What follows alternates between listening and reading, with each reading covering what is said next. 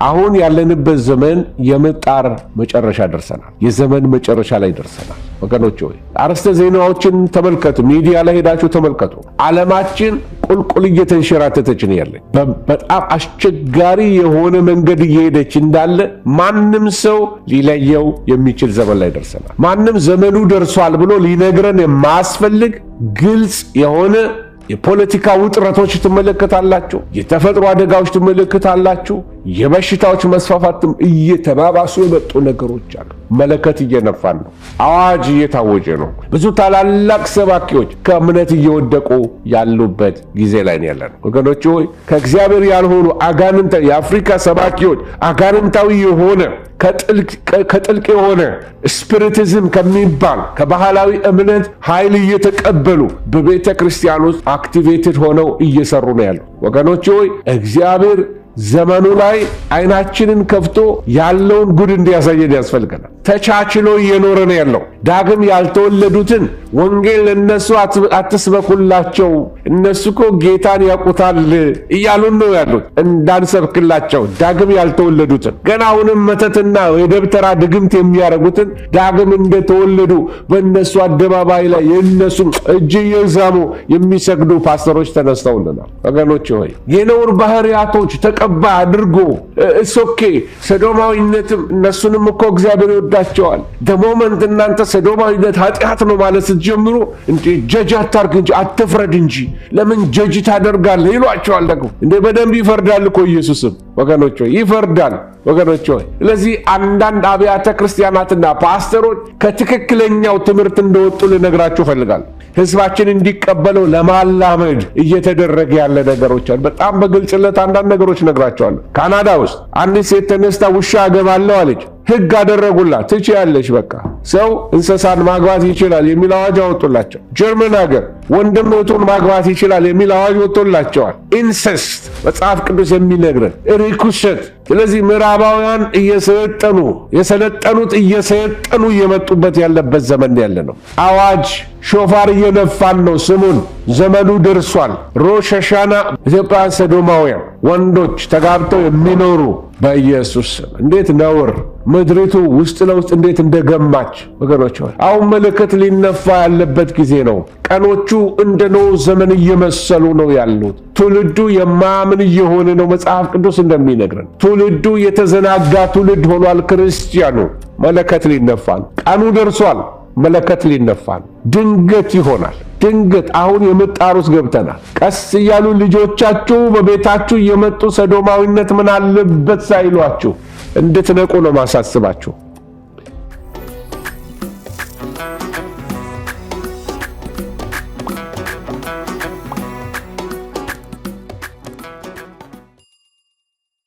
የዛሬው ትምህርታችን ስለ ሮሽ ሐሻና ስለ መለከት እንነጋገራለን። መለከት ወይም ሮሽ ሐሻና በአይሁዶች ሴሌብሬት የሚያደርጉት የአዲስ ዓመት በዓላቸው ነው የሚሉት እና ግን ከአዲስ ዓመትም ያለፈ ደግሞ የመለከት በዓል ብዙ ትርጉም ያለው ነው እና ወደዛ ነገር ውስጥ እንገባና ዛሬ ትንሽ ነገር ላሳያችሁ ሞክራለሁኝ። እግዚአብሔር ስም የተባረከ ይሁን እና ስለ ሮሽ ሐሻና ወይንም የመለከት በዓል ስንነጋገር በውስጡ ብዙ መንፈሳዊ ምስጢራቶች አሉ። ምናልባት በእስራኤል ሀገር ሄዳችሁ የምታውቁ ሰዎች በዚህ በዓል ጊዜ ሰዎች በቃ እንደዚህ አይነት ቀንደ መለከት ይዘው ሲነፉ ታያላችሁ እና ይሄ ትልቅ ቀንደ መለከት ከበግ ቀንድ የሚሰራ ነው። በእርግጥ በግ ኖርማል በግ ባይሆንም ይሄ ተራራ ላይ የሚገኝ አብርሃም ሊሰዋው ያለ አይነት የነበረ እንስሳ ነው እና እንግሊዘኛው ላይ ራም ነው የሚለው እና እንደዚህ አይነት በጣም ይሄ ረጅም ቀንድ ያላቸው ስፔሻል አይነት በጎች አሉ እና ከዚህ ቀንድ ነው መለከቱ የሚሰራው እና እግዚአብሔር ለአሮን የሰጠው ወይም ለሙሴ የሰጠው መመሪያ በዓል ቀን አለ። መለከት የሚነፋበት ቀን እና ስለ በዓላት ምናልባት ባለፈው ሳምንት ባለፉት ወራት ሳስተምር ከረሳችሁት ሪቫይዝ ለማድረግ ያህል የፊተኛው ዝናብ በዓላት የሚባሉ አሉ፣ የኋለኛው ዝናብ በዓላት የሚባሉ አሉ። የፊተኛው ዝናብ በዓላቶች ተመልከቱ፣ አንደኛው ወር ላይ ይጀምራሉ። ፋሲካ፣ የቂጣ በዓልና የመከር በኩራት ወይም ቡክሪም ብለን የተመለከትነው ፔሳ፣ ማጾትና ቡክሪም እነዚህ ሶስቱን ተመልክተናቸዋል። ምናልባት ይህንን ያልተማራችሁ ሰዎች ካላችሁ ቪዲዮ ወደ ኋላ ሄዳችሁ የመጀመሪያዎቹን 3 ቪዲዮዎች መመልከት ትችላላችሁ። ከፋሲካ በስተቀር ፋሲካ ብዙ ስለተሰበከ አልተናገርኩትም። ነገር ግን ማጾትና ቡክሪምን አስተምሬያችኋለሁ። ከዛ ደግሞ ባለፈው የተመለከትነው በዓለ ሃምሳ ልክ ከፋሲካ በ3ኛው ወር ላይ የሚውል በዓለ ሃምሳ የሚባል በዓል አለ። በ3ኛውና እስከ 6ኛው ወር ድረስ ወይም ከ4ኛው 3ኛው ወር አልቆ ከ4ኛው እስከ 6ኛው ወር ድረስ ትራንዚሽን ፒሪየድ ወይም ደግሞ የሽግግር ጊዜ ወይም ወራት የምንለው ወቅቶች አሉ።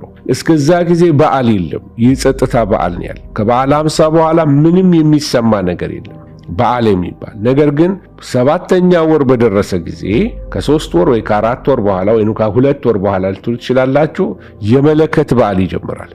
ይሄ የኋለኛው ዝናብ በዓላቶች ናቸው እና የኋለኛው ዝናብ በዓላቶች የመለከት በዓል፣ የስርየት በዓል፣ የድንኳን በዓል ወይንም የዳስ በዓል ተብሎ ይጠራል። እነዚህ በጣም ትንቢታዊ ናቸው።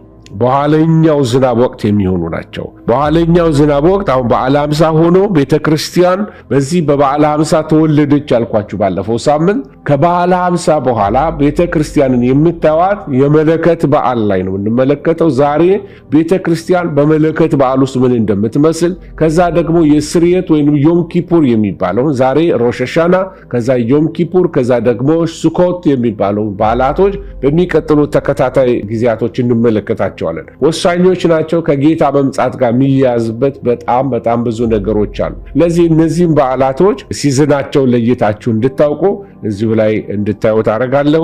ከዛ ወደሚቀጥለው ስንሄድ ዘሌዋውያን 23 ላይ እንደዚህ ይላል፣ እግዚአብሔርም ሙሴን እንዲህ ብሎ ተናገረው። ምን ብሎ ተናገረው? ለእስራኤል ልጆች እንዲህ ብለህ እንገራቸው፣ በ7ኛው ወር በመጀመሪያው ቀን ዕረፍት በመለከት ድምፅ መታሰቢያ የተቀደሰ ጉባኤ ይሆንላችኋል። በ7ኛው ወር አያችሁ፣ ይሄ የመከር በኩራት ከሆነ በኋላ ከበዓለ ሃምሳ በኋላ ማለት ነው። ስለዚህ ሸቫዎት ከሆነ በኋላ በ7ኛው ወር ላይ ሰንበት ዕረፍት ሲል ሸባት ማለት ነው። ሰንበትን ታደርጋላችሁ። ከሸባት በኋላ በመለከት ድምፅ መታሰቢያ የተቀደሰ ጉባኤ፣ የተግባር ሥራ ሁሉ አታድርጉበት፣ ለእግዚአብሔርም የእሳት ቁርባንን አቅርቡ። ምን ማለት ነው?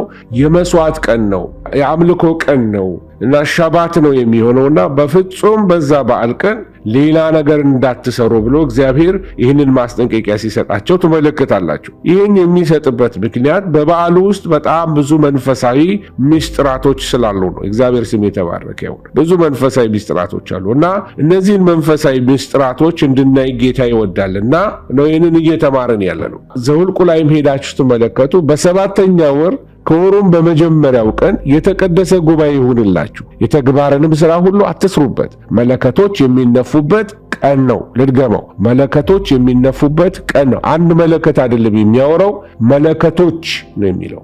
ኦኬ፣ ይሄንን ደግሞ የበዓል ቀንን በተመለከተ በውስጡ ያለው መንፈሳዊ ምስጢር እንድንረዳ አንዱ ሴሌብሬሽን የበዓል ቀን መዝሙር 89 ላይ እንደሚናገረው ቁጥር 15 አካባቢ እልልታን የሚያውቅ ሕዝብ ምስጉን ነው፣ አቤቱ በፊትህ ብርሃን ይሄዳሉ ይላል። እልልታን የሚያውቅ ሕዝብ ምስጉን ነው፣ ወይንም ፕሬዝ ወይንም ደግሞ ጆይፉል ኖይዝ ማለት ነው። ይሄ የመለከት ድምፅ፣ መለከት ራሱን አይታችሁት እንደሆነ ትልቁን ሾፋር ይባላል። ይሄ ጥሩምባው ሾፋር ይባላል። ሾፋር ይዞ የሚያመሰግን ሕዝብ ምስጉን ነው ይላል እና ቅርጹን አይታችሁት እንደሆነ እንደዚህ ጥምዝምዝ ነው። ምልክትነቱ አይታችሁት እንደሆነ ቀንድ ስትነኩት ጉርብጥብጥ የሚያደርግ ነገር አለው። ልክ የዚህ የጉሮሮ ቅርጽ አለው፣ ወይንም እንደ ጉሮሮ እንደዚህ ከፍ ዝቅ የሚል ነገር አለው እና ይሄ ከፍ ዝቅ የሚለው የጉሮሮ ድምፅ እሱ ነው የሚናገረው። ከፍ ዝቅ የሚለው የጉሮሮ ቅርጹ ልክ እንደዛ ከውስጥ የሚወጣ እልልታ ልክ በመለከት በጩኸት እንደሚወጣ ድምፅ ልክ እንደዛ ከጉሮሮ ውስጥ የሚወጣ ድምፅ ልክ እልልታ እንደ ሾፋር ነው። ድምፅን እንደ መለከት አንሳ ብሎ መጽሐፍ ቅዱስ ይናገራል። ስለዚህ እንደ መለከት ስናነሳ ይሄ ሾፋር ነው ማለት ነው። ጉሮሯችን እልልታ የሚያውቅ ሕዝብ ምስጉን ነው። ከውስጡ ምስጋና የሚያወጣ ከውስጡ መለከት የሚነፋ ሰው ምስጉን ሰው ነው። ምክንያቱስ አቤቱ በፊትህ ብርሃን ይሄዳሉ። ምስጋና የሚያቅሰው ነው፣ ውዳሴ የሚያቅሰው ነው። ስለዚህ ስለ ሮሽ ሐሻና ስንነጋገር የመለከት በዓላቸውን ሲያከብሩ አይሁዶች በየባልኮኒያቸው ላይ፣ አፓርትመንቶቻቸው ላይ፣ ቤታቸው ላይ በያሉበት መለከት ሲነፉ ነው የምትመለከቱ። አንደኛው ከቀንድ የተሰራ መለከት አለ፣ ሁለተኛው ደግሞ ከብር የተሰራ የመለከቶች አሉ። ሾፋር የሚል ቃል እጠቀማለሁ። ሾፋር ብዬ ከተናገርኩ መለከቱን ነው። ሮሽ ሐሻና ወይንም ማለት ስል ደግሞ የመለከት በዓሉን ነው የምናገረው። የአይሁድ ቃል ነው።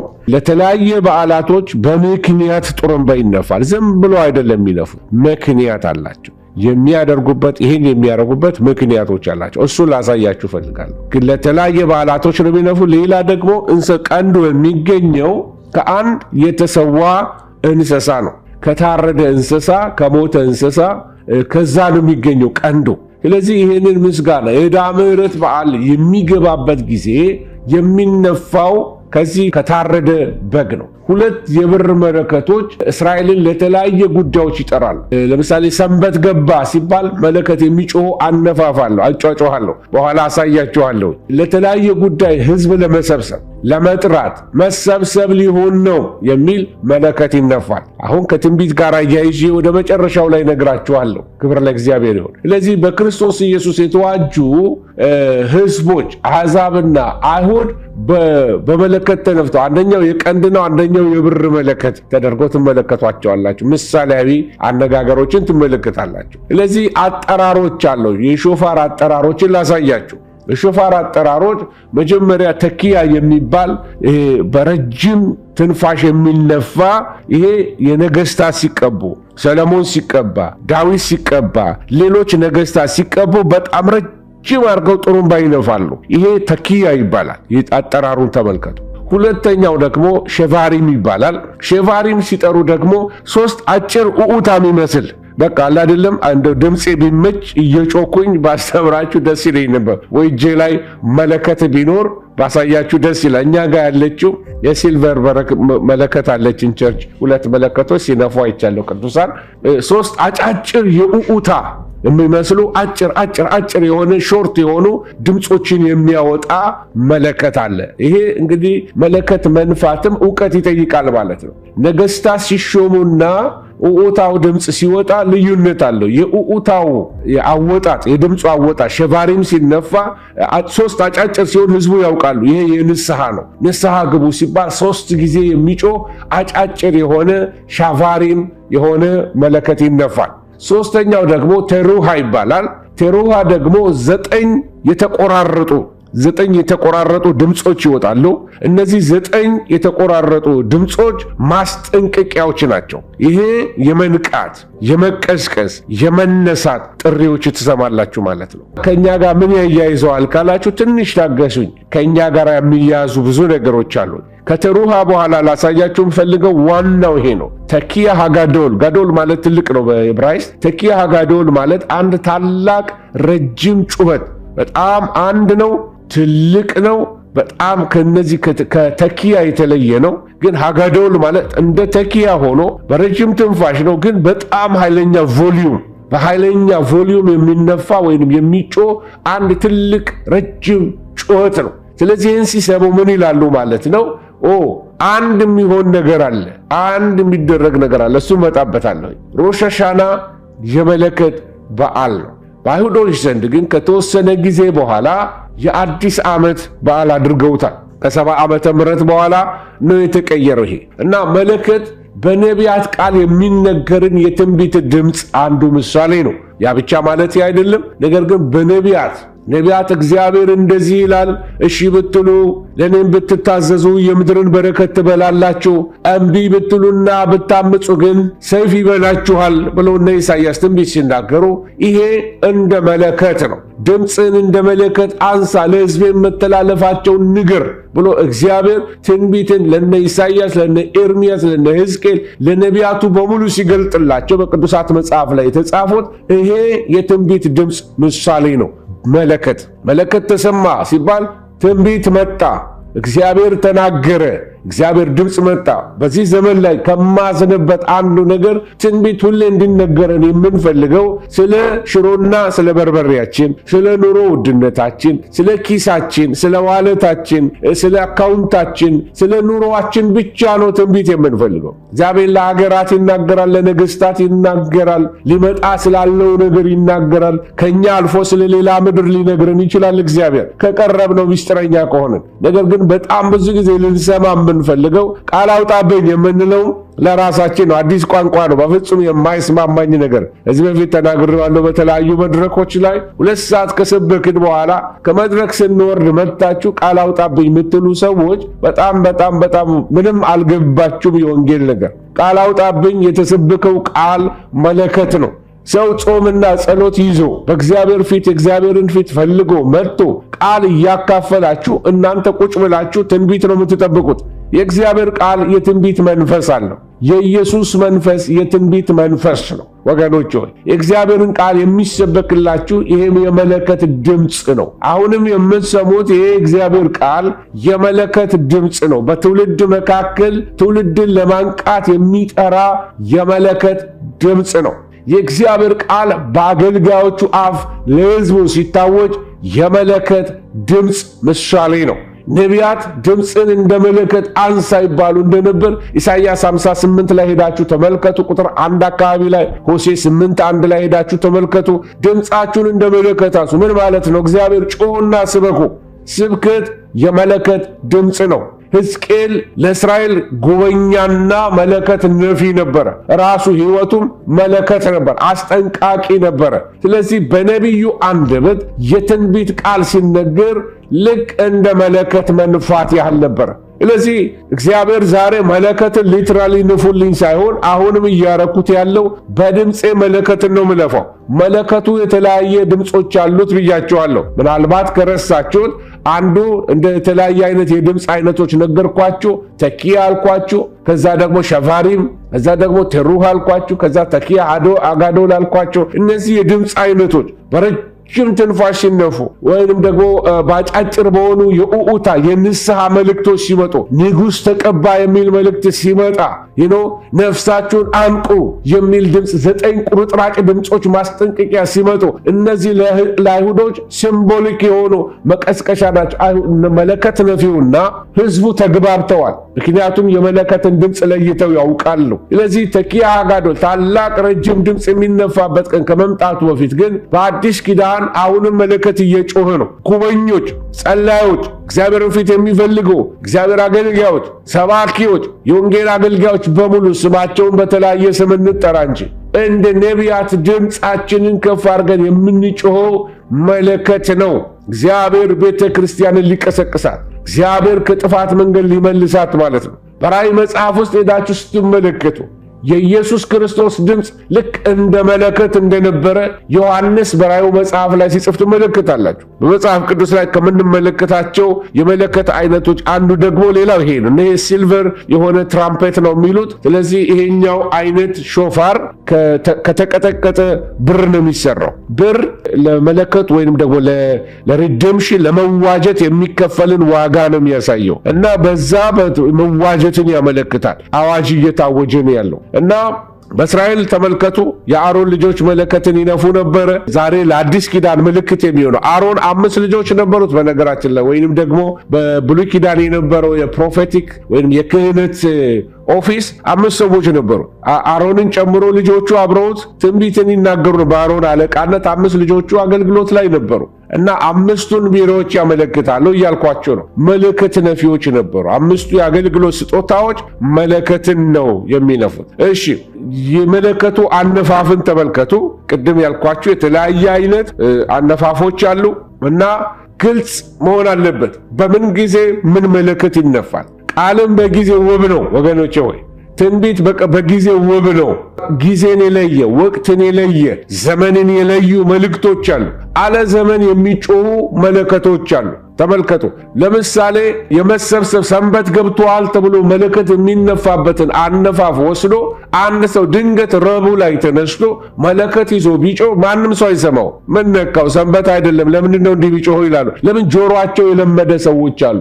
የመለከትን ድምፅ ለይተው የሚያውቁ ሰዎች አሉ። አያችሁ? ጠላት ገባ፣ ጠላት ወረራ መጣ የሚል ጩኸት ቢሰሙ፣ ጠላት ወረራ ገብቷል፣ ኢንቬዥን መጣ፣ ጠላት ከውጭ መጣብን፣ ተነሳ የሚል ድምፅ ለማሰማት መጀመሪያ ጠላት መኖር መታወቅ አለበት። ስለዚህ በትክክል አለ ጊዜው የሚነፉ አነፋፎች አሉ፣ አነፋፍ የማያውቁ ነፊዎች አሉ። ስለዚህ መለከቱ ትክክለኛ ነፊዎች ሊያገኙት ይገባል። መለከት የያዘ ሁሉ መጮህ የለበትም። ጊዜውን መለየት አለበት። ወቅቱን መለየት አለበት። ነቢያት በሁሉ ጊዜ ትንቢት አይናገሩ። ድንገት መድረክ ላይ ወጥቶ እንዴት ነው ልተንብይላችሁ አይባልም።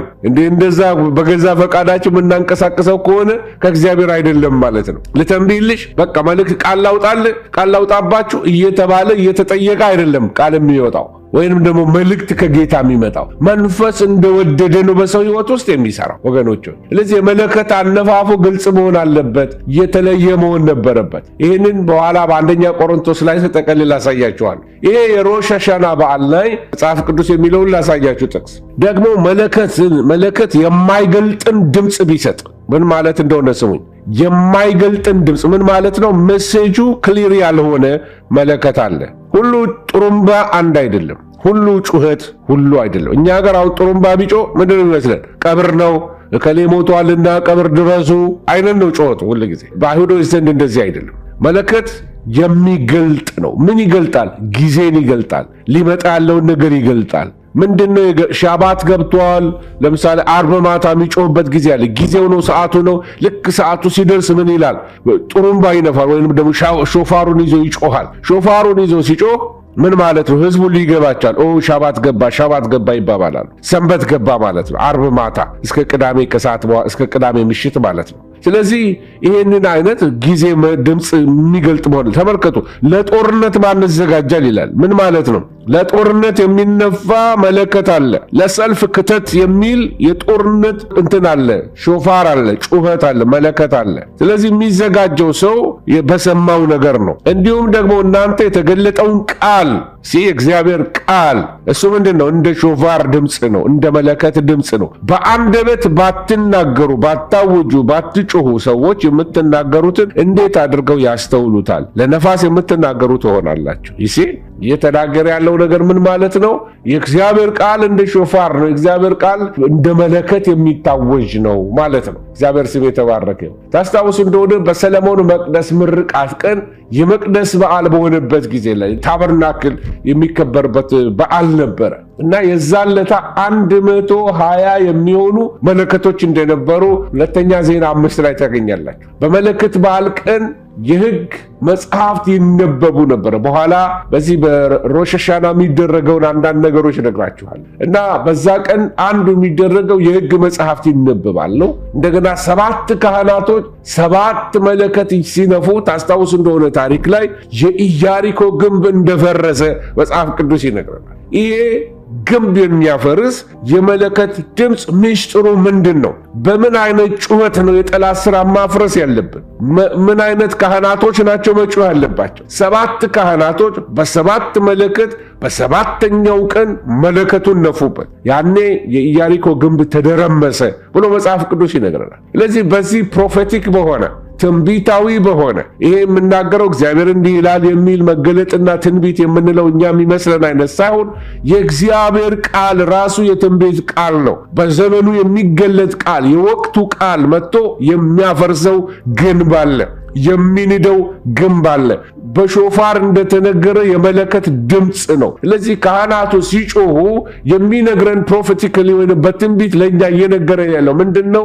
በእግዚአብሔር ቃል የሚፈርሱ ነገሮች አሉ። በእግዚአብሔር ቃል ጠላት ከፊታችን እንደሚወገድ፣ ጠላት እንደሚንቀጠቀጥ የቃሉን ጉልበት፣ የአምልኮን ጉልበት፣ የጸሎትን ጉልበት የሚያሳየን ነው። ስለዚህ 7 ካህናቶች 7 መለከት ሲነፉ ኢያሪኮ ወደቀ ብሎ መጽሐፍ ቅዱስ ይነግረናል። ኢያሱ 5:6 ላይ ታገኙታላችሁ፣ ወይም ታሪኩ ምዕራፍ 5ም 6ም ላይ ታገኙታላችሁ። ራእይ 11:15 ላይ ታገኛላችሁ። መለከት ሲነፋ መለከት እስከ ራእይ ድረስ ነው የምትመለከቱት። ነገስታት ቀደም እንዳልኳችሁ በመለከት መንገሳቸው ይታወቃል። ታስታውሱ እንደሆነ ከሰለሞን በኋላ የሚነሳው ልጅ ነበረ እና ሽሚያ በሆነበት ሰዓት ላይ ነግሷል ተብሎ መለከት ተወራ። አንዱ የዳዊት ልጅ በሕይወት እያለ ይቅርታ፣ በዳዊት ዘመን ነው እና መለከት ተነፋ እና የንጉሥ መለከት ነው የተነፋው። ኧረ መለከት ተነፋ ነገሰ እኮ ከሌ ተባለ። የዛን ጊዜ ነው ዳዊትና ከሱ ጋር ናቢባና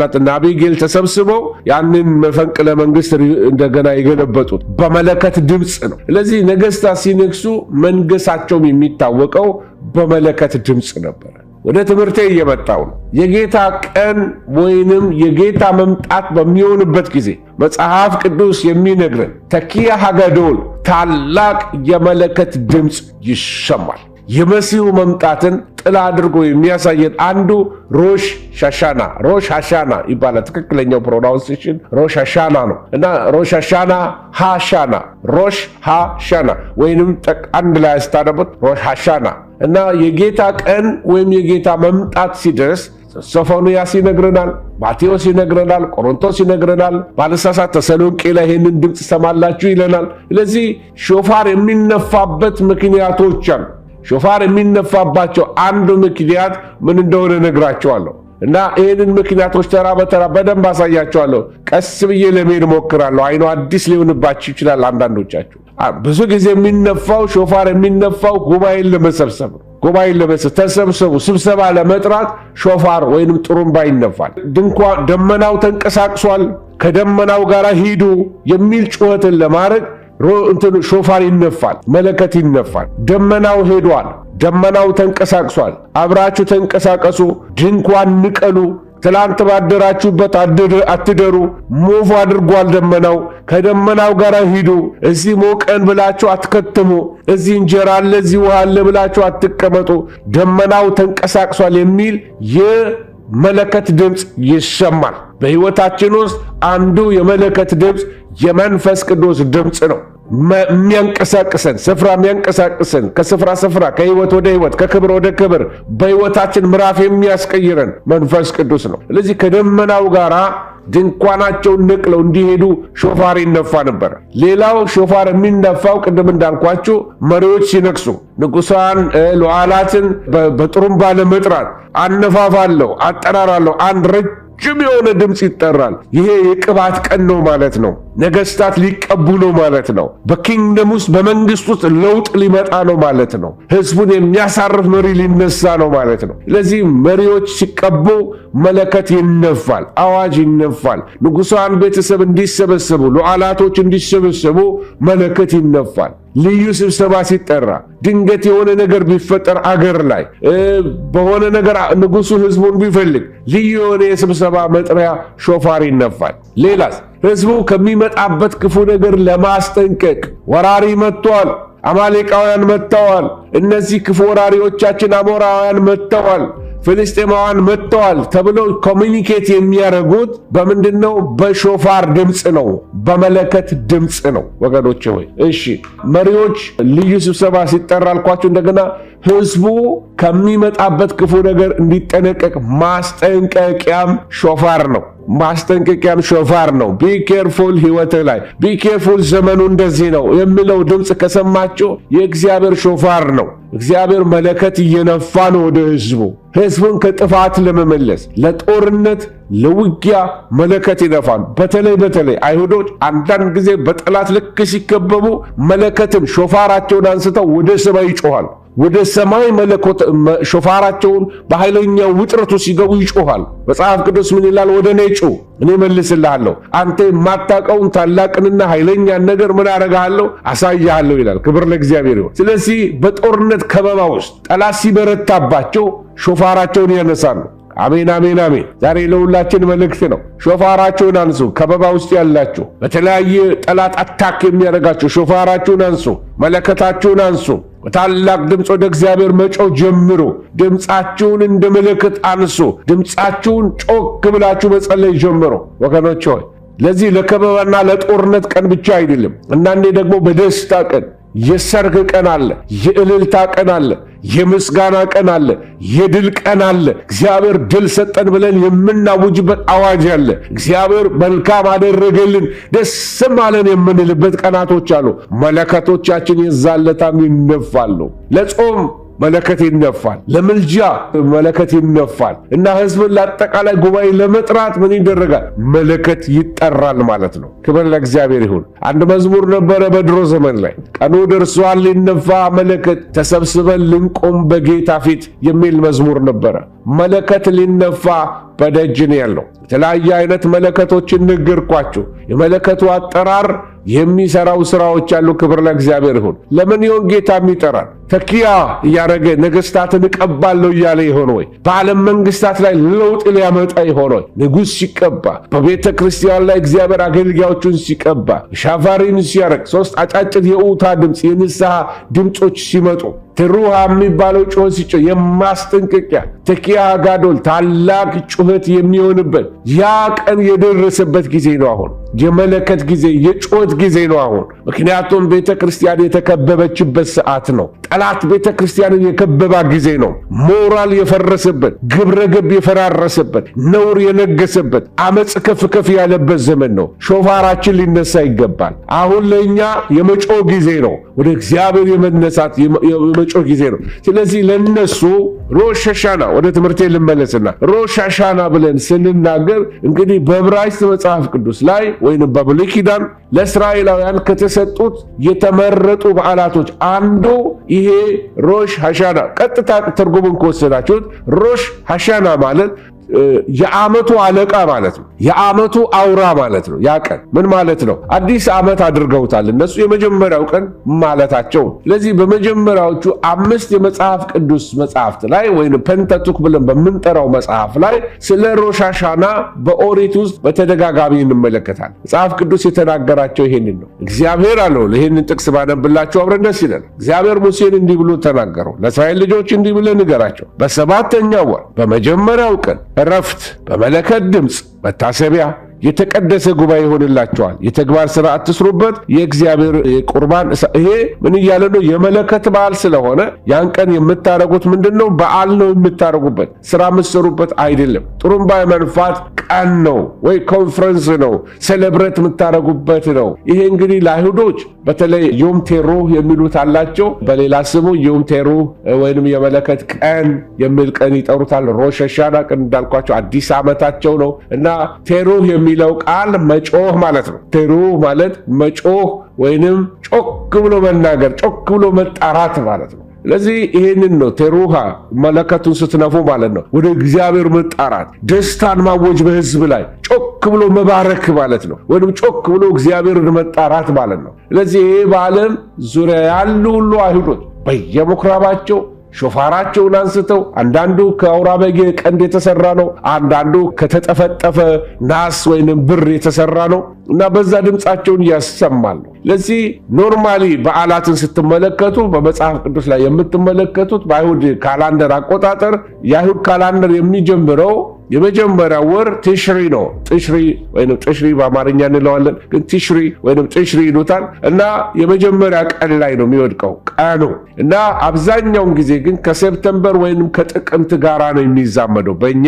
በአማርኛችን ጥቅምት ወይንም ደግሞ በሌት ሴፕተምበር ማለት ነው እና የአይሁድ ዓመት ልክ ሰባተኛው አዲስ ጨረቃ ሲመጣ የዛን ጊዜ ነው የሚያደርጉት እና በሰባ ኤዲ ዓመተ ምህረት በተለይ በሰባ ዓመተ ምህረት በአይሁዶች አቆጣጠር የአይሁድ ቤተ መቅደስ ከተደመሰሰ በኋላ በዓሉ ባይኖርም ዓመት አቆጣጠራቸውን ከዛ ጀመሩ። እነሱ ከሰባተኛው ወር ጀምረው ልክ ሮሽ ሐሻናን የመጀመሪያው የበዓል መጀመሪያ ያደረጉት ወይንም ደግሞ የአዲስ ዓመት ሲቪል ካላንደር መቁጠሪያ ያደረጉት ማለት ነው። እሺ ይህንን ስለ ሮሽ ሐሻና አጀማመር ከነገርኳችሁ የሚሆነው ነገር ምንድን ነው?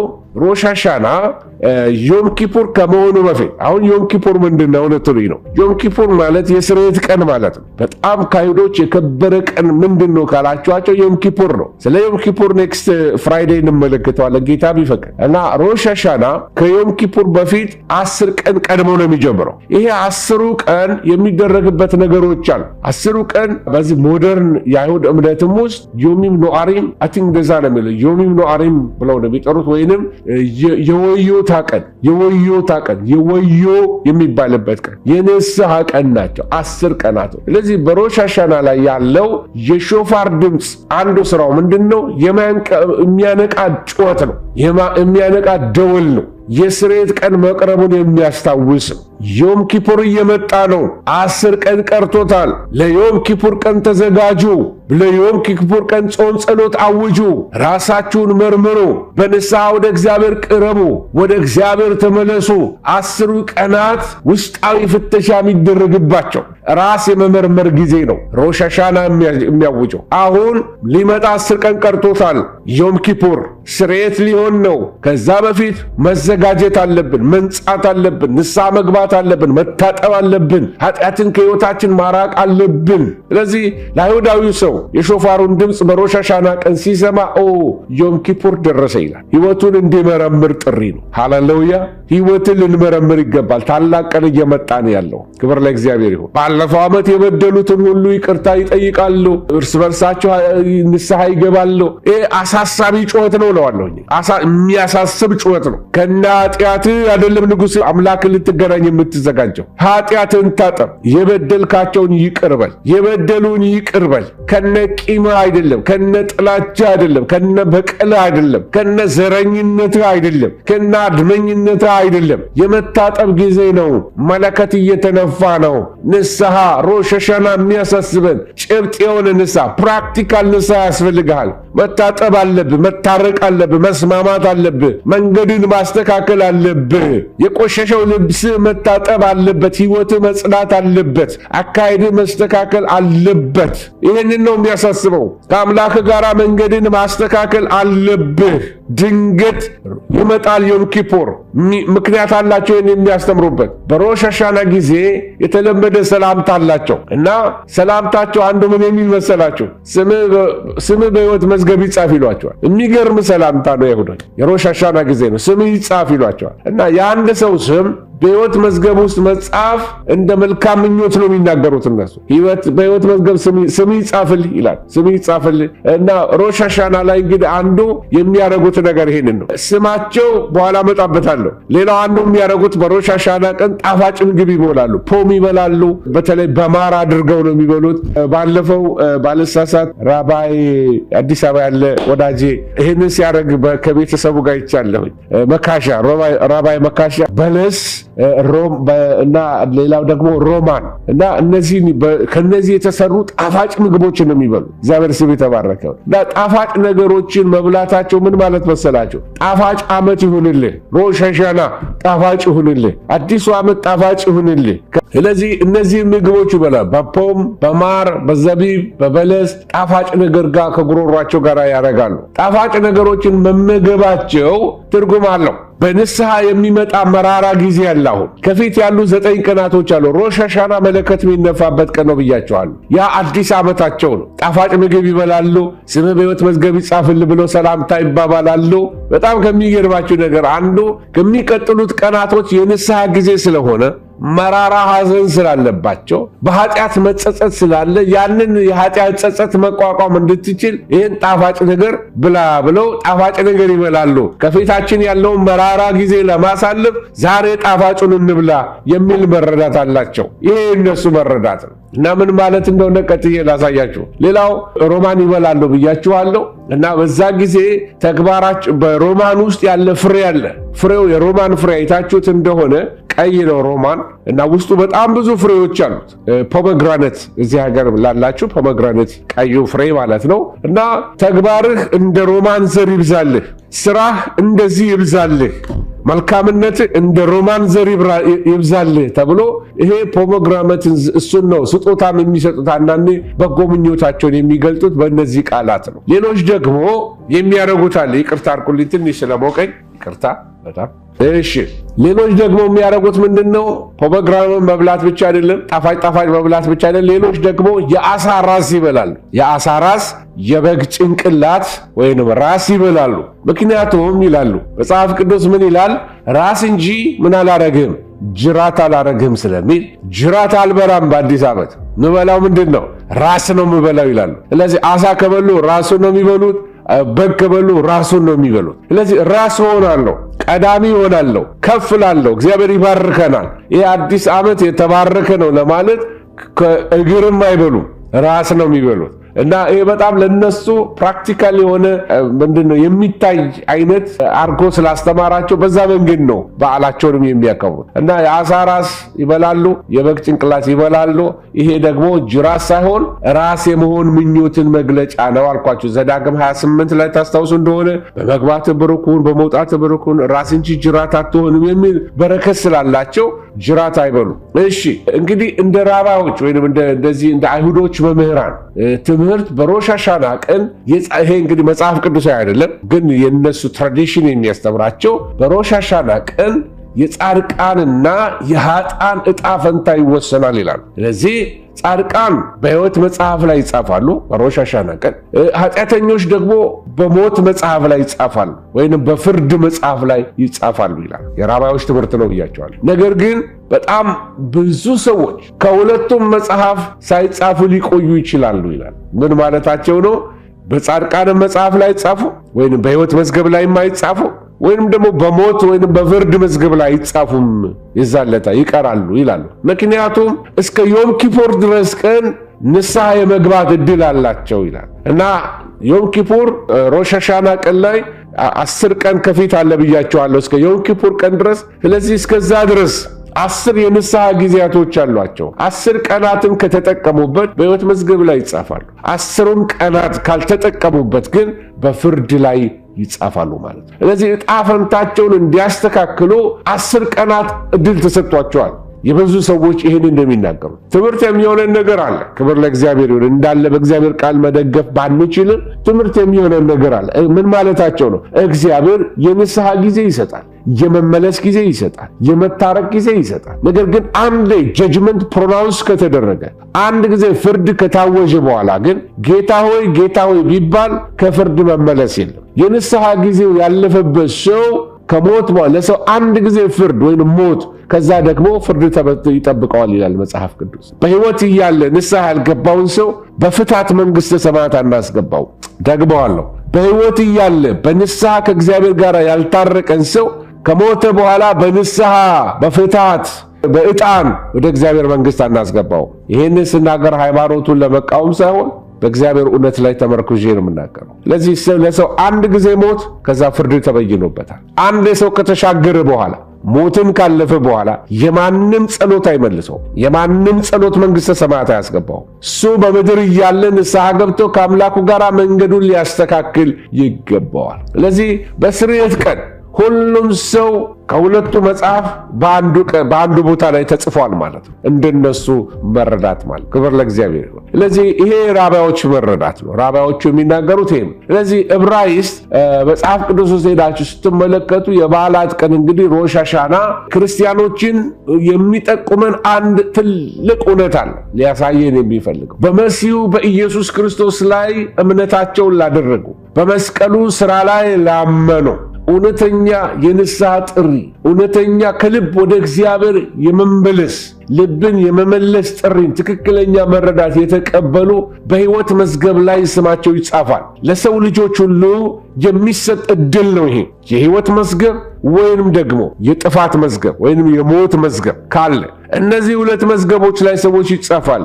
በምድር እያለን የምንወስነው እኛ ነን። ይሄንን እኔ ንስሐ ገብቼ በመስቀል ላይ ያለው የተሰራውን የኢየሱስን ሥራ አሜን ካልኩኝ መዳን በሌላ በማንም የለም እንድንበት ዘንድ በሰማይና በምድር የተሰጠ አንድ ስም የኢየሱስ ስም ብቻ ነው ብዬ ካመንኩኝ ኢየሱስ ለኔ ለኃጢአቴ በቀራንዮ መስቀል ላይ ሞቶልኛል በእሱ አምናለሁ ብዬ ካልኩኝ ይሄ መንገዴን ከሱ ጋር በንስሐ ካስተካከልኩኝ ይሄ ለኔ ወደ ዮም ኪፑር የሚያመጣኝ የዝግጅት ጊዜን ተጠቅሜበታል ማለት። አንዳንዶች ግን በዘመናቸው ሲቀልዱ ይኖራል። እድሜ ተሰጣቸው፣ 10 ቀን ተሰጣቸው። ለአይሁዶች የሚሉት ይሄንን ነው፣ ከሮሽ ሃሻና እስከ ዮም ኪፑር። ለአንዳንዶቻችን 30 ዓመት፣ ለአንዳንዶቻችን 40 ዓመት። በጣም ወጣት ልጆችን ቀብረናል። በዚህ ከተማ ላይ ወጣቶች ሲሞቱ እንቀብራለን። በእድሜያቸው መሃል ላይ ያሉ ቀብረናል። ትልልቆች በእድሜያቸው ሄደዋል።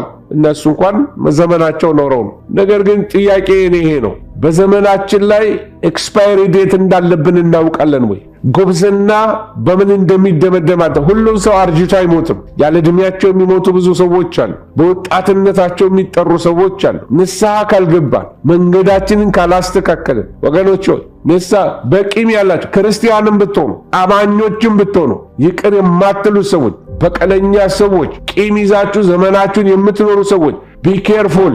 የማታስቡበት ቦታ እንዳትገቡ ወገኖች ሆይ። ሰው እየጠሉ ነፍሰ ገዳይነት ነው። ጥላቻ ነፍሰ ገዳይነት ነው። ወንድሙን የሚጠላ ነፍሰ ገዳይ ነው። በቀለኞች ልትሆኑ አትችሉም፣ አይገባም። ዳግም የተወለደ ሰው ይቅር ባይ ነው። ስለዚህ በይቅርታ እንድንኖር እግዚአብሔር ይርዳን። ወንድም በደላችንን ይቅር በለን እኛም የበደሉንን ይቅር እንደምንል ይላል መጽሐፍ። ስለዚህ ቂመኛ ሰው መንግሥተ ሰማያትን አይወርስም። ቂመኛ ሰው እግዚአብሔርን መንግሥት አይወርስም። ቢኬርፉል። ይቅር በሉ ሰዎች፣ የበደሉንን ሁሉ ይቅር እንደምንል። ይሄ የጌታችን ትምህርት ነው። እግዚአብሔር ስም የተባረከ። አይኖ ጠበቅ ያለ ነገር ነው የምናገረው፣ ግን እውነት ነው፣ እውነት ነው። መዳኛው ወንጌል ይሄ ነው። የመዳኛው ወንጌል ይሄ ነው። ስለዚህ መጽሐፍ ቅዱስ በግልጽ ነው የሚያስጠነቅቀን። ዋና የሚባል የፍርድ ቀን ይመጣል። የማንም ሰው ስም በሕይወት መጽሐፍ ውስጥ ካልተገኘ መጽሐፍ እንደሚነግረን በእሳት ባህር ውስጥ ይጣላል። ለዘላለም እስከ ዘላለም በእሳት ባህር ውስጥ መኖሪያ ይሆናል። ይህንን ራእይ 20 ላይ ቁጥር 5 ላይ ሄዳችሁ ተመልከቱ።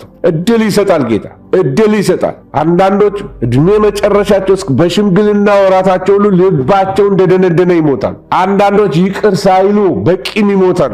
አንዳንዶች የሞተ ሰው ላይ ሁሉ ቂም ይዘው የሚሞቱ ሰዎች አሉ። ሰውየው ከሞተ ጊዜ አልፏል፣ ነገር ግን ስቲል ቅመኞች ናቸው። አንዳንዶች የስንት ዓለም የስንት ዘመን ታሪክ እያስታወሱ አሁንም በቂም ውስጥ አሉ። ልቀቁ፣ እግዚአብሔር እንዲባርካችሁ፣ ጤናኞች እንድትሆኑ። አንዳንዱ በሽታ ከቂም የሚመጣ በሽታ አለ። ቁስለኛ፣ የውስጥ ቁስለኛ ያደርጋችኋል። ከሰው ፍቅር መቀበል እስኪያቅታችሁ ትሆናላችሁ። ባለፈው ቪክቲም ሆናችሁ ያለፈው ዘመን ቁስል ለቃችሁ በይቅርታ ካልዘጋችሁት አዲስ ዘመን መቀበል አዲስ ሮሽ ሃሻና እንዳይሆንላችሁ ያደርጋችኋል። ጣፋጭ ይሁንላችሁ፣ በማር ፖም እንደሚበሉ ቀናችሁ ዘመናችሁ እንዲጣፍጥ። እነሆ በጌታ የይቅርታን ጣፋጭነት ውረሱ። ይቅር በሉ፣ በይቅርታ ተመላለሱ። ወገኖች ሆይ መጽሐፍ ቅዱስ እንግዲህ እንደሚያስተምርን በኢየሱስ ሕይወት፣ በኢየሱስ ሞት፣ በኢየሱስ ሞትና ትንሣኤ እምነት ላደረጉ ላመኑ 2 ቆሮንቶስ 5:21 እንደሚነግረን ስማችን በሕይወት መዝገብ ውስጥ ይጻፋል። ይሄ መጽሐፍ ቅዱስ የሚያስተምረን። ለዚህ እውነተኛ አማኞች ያንን የመለከት ድምፅ ይሰማሉ። ንስሐ ግባ የሚለው፣ ታረቅ የሚለው፣ ከአምላክ ተስማማ የሚለውን የመለከት ድምፅ ይሰማሉ። ሾፋር ይጮሃል። አሁንም የመለከት ጥሪ ነው። ይህን ድምፅ የሰማችሁ ከጌታ ጋር የታረቃችሁ እንኳን ደስ አላችሁ። እናንተ ከጌታ ጋር ታርቃችሁ ያላችሁ የንስሐውን ድምፅ ታረቅ የሚለውን የመለከት ድምፅ የሰማችሁ ሌላ የምትሰሙት ድምፅ ይመጣል። እሱም ጌታ ራሱ በትእዛዝ በጩኸት በመላእክት አለቃ ድምፅ በእግዚአብሔር መለከት፣ የሰው አይደለም፣ የኢየሩሳሌም አይደለም፣ በእግዚአብሔር መለከት ከሰማይ ይወርዳልና በክርስቶስ ኢየሱስ የሞቱ መጽሐፍ የሚነግረን ቀድመው ይነሳሉ። ያን ጊዜ እኛ ሕያዋን ሆነን የምንቀረው ጌታን ለመቀበል በአየር እንነጠቃለን። መጽሐፍ ይህንን ይነግረናል እና ሁልጊዜ ከጌታ ጋር እንሆናለን። ስለዚህ እርስ በርሳችሁ በዚህ ቃል ተመካከሩ፣ ተጽናኑ ብሎ ተሰሎንቄ ምዕራፍ 4 ይህንን ይነግረናል። ሁለተኛው መለከት ይህንን ነው መነግራችሁ። የመጀመሪያው የንስሐ መለከት ሰምተናል። ተመለስ ወደ እኔ፣ ከኔ ጋር ታረቅ፣ በኃጢአት አትመላለስ፣ ሕይወትን ስጠኝ የሚለውን የመሲሁን ድምፅ ሰማን። መለከት ተነፋልን። የወንጌል መለከት ተነፋልን። ክብር ለእግዚአብሔር ይሁን። ለሱ አሜን ስንል ለዛ መለከት ድምፅ፣ ሁለተኛ የመለከት ድምፅ አንድ ቀን እንሰማዋለን። ጌታ ራሱ በትእዛዝ ጩኸት፣ በመላእክት አለቃ ድምፅ፣ በእግዚአብሔር መለከት ከሰማይ ይወርዳል፣ ድምጽ ይሰማል። ሃሌሉያ። ምናልባት ፖሜግራኔት ወይንም ደግሞ ፖም ያልኩትን ምናልባት የማታውቁ ሰዎች ካላችሁ ይሄንን ይመስላል። ሮሽ ሃሻና ላይ እነዚህ ነገሮች ይሆናሉ። ተመልከቱ። ቅዱሳት መጻሕፍት ይነበባሉ በበዓላቸው ቀን። ፍሬውን ተመልከቱ። በዚህ በፍሬው ላይ የምታዩት ይሄንን ነው የሚባርኩት። ፍሬህ እንደዚህ እንደ ሮማን እንደዚህ ይብዛልህ ነው የሚሉት። እንደዚህ ፖሜግራኔት ይብዛልህ፣ ፍሬ እንደዚህ ብዙ ፍሬ ይኑር፣ የእጅ ሥራ ያፍራ፣ በረከት ይሁንልህ፣ ቤት የፍሬ ቤት ይሁን፣ እርሻ ያፍራልህ የሚል ነው። ክብር ለእግዚአብሔር ይሁን። በዚህ ነው የሚባርኳቸው። ይህንን ነው ስጦታ የሚሰጣጡት። አንዱ ሌላው ታሽሊክ የሚባል ስርዓት አላቸው። ይሄ ታሽሊክ ስርዓት አንዱ ምንድነው? ዳቦን በውሃ ላይ መወርወር ነው። እና ይሄ ምን ማለት ነው? ኃጢአትን መጣል። እንጀራህን በውሃ ላይ ጣለው ይልለም እንደዛ መጣል። እና ይሄ ስርዓታቸው ነው አንዱ። እና ኃጢአትን የመተው ጊዜ ሮሽ ሃሻና ይቅርታ፣ ንስሐ የመግባት ጊዜ የመታረቅ ጊዜ ስለሆነ ኃጢአትን ይወረውራሉ። ከህይወታቸው ከቤታቸው እያወጡ ዳቦ አውጥተው እንደሚወረውሩ ወገኖች፣ እኛም ኃጢአትን አውጥተን የምንጥል እንድንሆን እግዚአብሔር ይርዳን። የለመድነው ኃጢአት፣ በድፍረት የምናደርጋቸው ኃጢአት፣ የንግግር ደፋርነታችን፣ ውሸታምነት፣ ማጋነን፣ ያልሆኑትን መሆን፣ ግብዝነት አውጥተን ልንጥለው ይገባል። በኢየሱስ ስም አሜን አሜን። ለዚህ ታሽሊክ ስርዓት የምንለው ይህን ነው። ዳቦ በኋላ የሚጥሉበት ነው። መለከት ይነፋሉ። ከመለከት በኋላ ደግሞ ለልጆቻቸው ስለ በዓሉ ያስተምራሉ። መጽሐፍ እንደሚያሳየን እና ስለ በዓሉም ትርጉም በደንብ አድርገው ያሳያሉ። ከዛ ፖም ይበራሉ።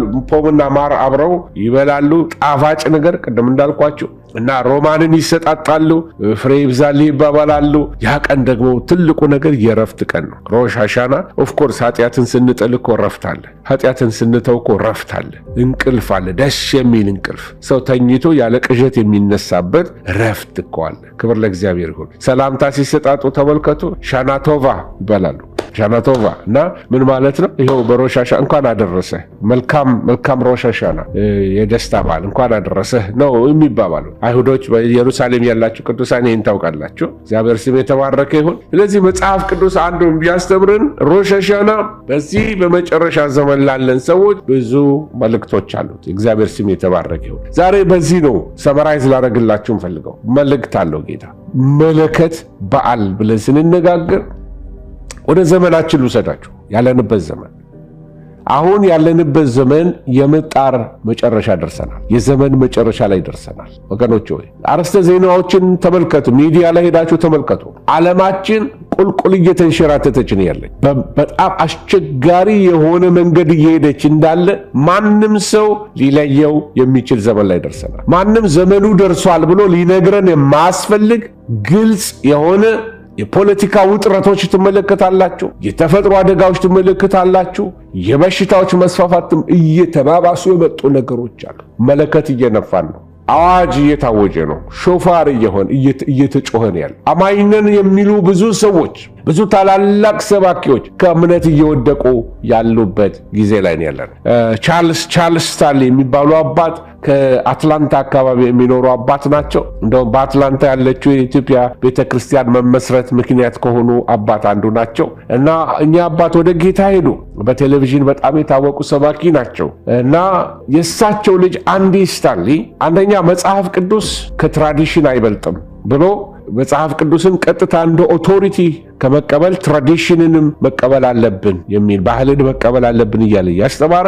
ሁለተኛ ነገር ሰዶማውያን በቤተ ክርስቲያን ውስጥ ዌልካም ናቸው፣ መምጣት አለባቸው፣ ላይፍ ስታይላቸው መቀበል አለብን የሚል የትልቅ ሰው ልጅ ብዙ መጽሐፍት የጻፈ ሰው ለቤተ ክርስቲያን ተስፋ የሚሆን ሰው የተንሸራተተበት ጊዜ ነው። እሱ ብቻ አይደለም፣ እንደ ምሳሌ ነው። ለምን? የሱ መጽሐፍ ለምታነቡ ሁሉ ማስጠንቀቂያ ለማድረግ ነው። ስለዚህ አማኝነን የሚሉ ታላላቅ ሰባኪዎች፣ ቴሌቪዥኑን ያጣበቡ የነበሩ ታላላቅ የአሜሪካ ሰባኪዎች እየተንሸራተቱ በዚህ በሰዶማዊነትን መቀበል፣ ሰዶማዊነትን ማጋባት፣ ሰዶማውያንን እንደ ኖርማል ትዳር ወደ መቀበል የመጡበት ዘመን ላይ ደርሰናል። ታላቅ መንሸራተት፣ ታላቅ ክህደት በዓለም ዙሪያ እየሆነ ነው ያለው። ብዙ ሰዎች የምትመለከቱት የመጽሐፍ ቅዱስ ትንቢቶች ምን ላይ እንዳለው በአይናቸው የሚመለከቱበት ጊዜ ነው። የዛን ያህል በቤተ ክርስቲያን ውስጥ አመጽ የበዛበት ዓለም ደግሞ በኃጢአት የሸተተችበት ጊዜ ቢኖር አሁን ያለንበት ዘመን። ወገኖች ሆይ በዚህ በመጨረሻው ዘመን መጀመሪያ የምትመለከቱት ጌታ ኢየሱስ ያስጠነቀቀን አንዱ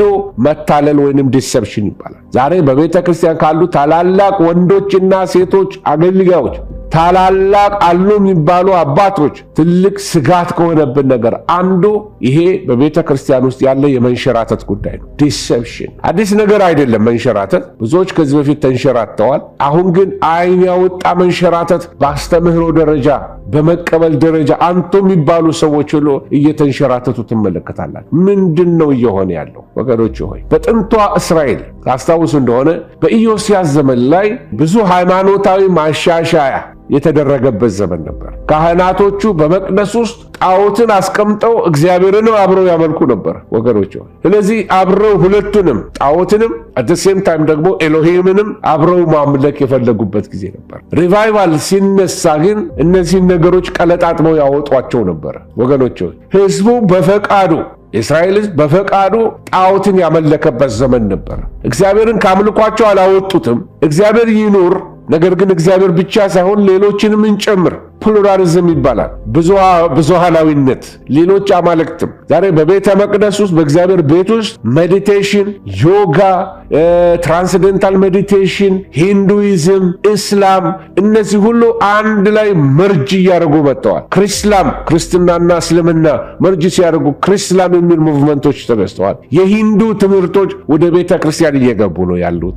ሜዲቴሽን የማድረግ የካቶሊክ ቀሳውስት ሴቶች ወይንም ደግሞ ደናግልቶች ሜዲቴሽን፣ ወንዶች ሜዲቴሽን፣ የሂንዱ አስተማሪዎች በቤተ ክርስቲያን መጥተው ህዝቡን ሜዲቴሽን የሚያስተምሩበት ካውንተርፊት የሆኑ መናፍስቶች በጣም ተመሳሳይ ከእግዚአብሔር ያልሆኑ አጋንንታዊ የአፍሪካ ሰባኪዎች አጋንንታዊ የሆነ ከጥልቅ የሆነ ስፒሪቲዝም ከሚባል ከባህላዊ እምነት ኃይል እየተቀበሉ በቤተ ክርስቲያን ውስጥ አክቲቬትድ ሆነው እየሰሩ ነው ያሉ ወገኖች ሆይ እግዚአብሔር ዘመኑ ላይ አይናችንን ከፍቶ ያለውን ጉድ እንዲያሳየን ያስፈልገናል። እግዚአብሔር አለ፣ የስ ጂሰስ ይላሉ፣ መስቀሉ አለ። ተሴም ታይም ግን ከመስቀሉ አጠገብ ከኋላ ሆኖ የሚሰራ መንፈስ ግን የክርስቶስ ኢየሱስ መንፈስ አይደለም። ኤሎሂም ከብዙ አማልክቶች ጋር አንድ ላይ ተደምሮ የተቀመጠበት ዘመን አድርገውታል። እስራኤላውያን ሃይማኖታቸውን ከሌላ ሃይማኖት ጋር የቀየጡበት ዘመን ነበር። ይህንን ነው ዲሰፕሽን የምንለው ወገኖች። ይሄ ከዚህ በፊት የቸርች ሂስትሪ ሳስተምር ሲንክረቲዝም የሚል ነገር ተናግሬያለሁ። ሲንክረቲዝም አሁን በዓለም ላይ እየተስፋፋ ነው ያለው። ማህበረሰባችን ከክርስቲያኖች በስተቀር ከእውነተኛ ፔንቴኮስታል በመንፈስ ቅዱስ ከተሞሉ አማኞች በስተቀር ለሁሉም የሚጠቅመን መቻቻል ባህል ነው ብሎ ተቻችሎ እየኖረ ነው ያለው። ዳግም ያልተወለዱትን ወንጌል ለነሱ አትስበኩላቸው፣ እነሱ እኮ ጌታን ያውቁታል እያሉን ነው ያሉት። እንዳንሰብክላቸው ዳግም ያልተወለዱትን ገና አሁንም መተትና የደብተራ ድግምት የሚያደርጉትን ዳግም እንደተወለዱ በእነሱ አደባባይ ላይ የእነሱ እጅ እየዛሙ የሚሰግዱ ፓስተሮች ተነስተውልናል። ወገኖች ሆይ ዋን ማን ዊዝ ጋድ ኢዝ ኤ ማጆሪቲ ይላሉ። ብቻ ምን አለ አንዴ ጓድ ሊቀመንበር መንግስቱ ኃይለማርያም በሕይወት አሉ፣ እግዚአብሔር ይባርካቸው። እንዲህ ብለው ተናገሩ። አንድ ሰው እስኪቀር እንዋጋለን ይሉ ነበር። እና ምን ልላችሁ ነው? የእሳቸው መፈክር ልፈክር ነው። የዳሰን ማተር ፖፑላር ለመሆን በዓለማውያን መድረክ ላይ የተጠሩ ፌዝና ቧልት የሚናገሩ ሰባኪዎቻችን በዝተውልናል። የጽድቅን ቃል ከመናገር ኢየሱስ የሚለው ስም የሚያሳፍራቸው ሆኗል። ዝነኝነት ገኖላቸዋል።